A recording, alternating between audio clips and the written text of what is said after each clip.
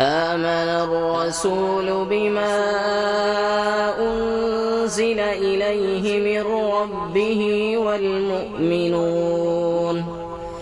كل آمن بالله وملائكته وكتبه ورسله لا نفرق بين أحد من رسله وقالوا سمعنا وأطعنا غفرانك ربنا وإليك المصير لا يكلف الله نفسا إلا وسعها لها ما كسبت وعليها ما اكتسبت ربنا لا تؤاخذنا إن نسينا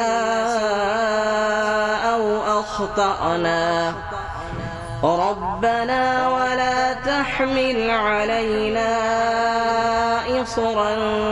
كما حملته على الذين من قبلنا ربنا ولا تحملنا ما لا طاقة لنا به واعف عنا واغفر لنا وارحمنا أنت مولانا فانصرنا على القوم الكافرين.